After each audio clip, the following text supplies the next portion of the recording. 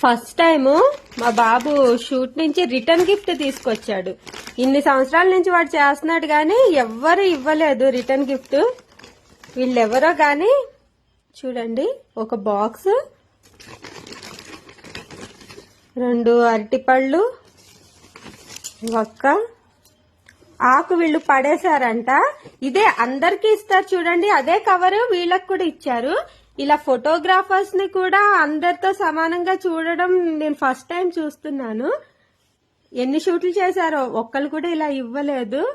ఈ క్లయింట్ నాకు బాగా నచ్చింది, ఎందుకంటే ఫొటోస్ తీసారా వెళ్ళిపోయారా ఫోటోగ్రాఫర్స్ కి అంతే వాల్యూ ఇస్తారు.